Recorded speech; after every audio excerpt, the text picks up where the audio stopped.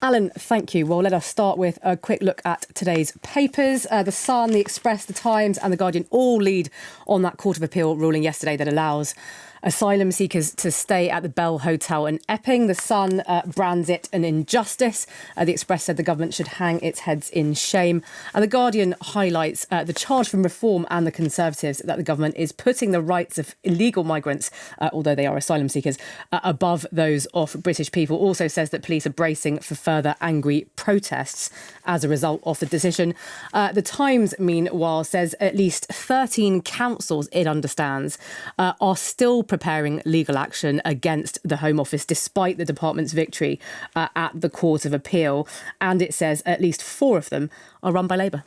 We're going to hear from one of those councils, not a Labour-run one as it happens, but one of those councils at 7:30 and discussing what it means. The other story that is on the front pages of several of the papers is about Angela Rayner's housing and tax arrangements. The Daily Telegraph that broke the story that she had allegedly, and I do stress allegedly, there's no proof of this, avoided £40,000 in stamp duty. By the way, she designated her different homes. She's got 2 family homes, as it were. There's a third home that she lives in as a result of being a government minister. Produces the headline, Rayner faces sleaze inquiry on tax dodge. Similar in the Mail, Rayner faces sleaze probe threat.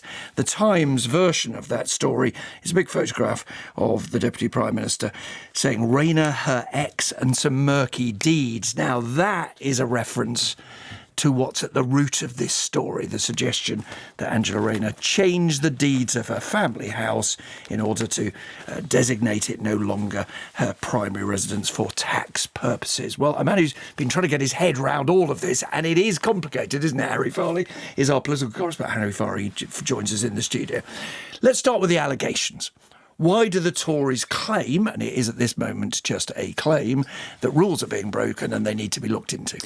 Well, yeah, you're right. It is complicated. The reason they claim that is because Angela Rayner bought a flat in Hove on the south coast and she told HMRC that it wasn't her second home. And that goes back to your point about the deeds, because she didn't own another home. She says she no longer owns that home in Ashton-under-Lyne as part of the divorce proceedings from her ex-husband. So she says she told HMRC it was not her second home, so she didn't pay that higher rate of stamp duty that applies to second home owners. But she told the council in Hove the flat was her second home and that her primary residence remained in Ashton-under-Lyne. And as a result, she does pay that higher level of council tax that applies to second home owners. Now, the explanation that allies of Angela Rayner were advancing last night was that it wasn't possible for her to pay the higher rate of stamp duty because that applies to ownership, and because of the divorce proceedings from with her previous husband, she no longer owns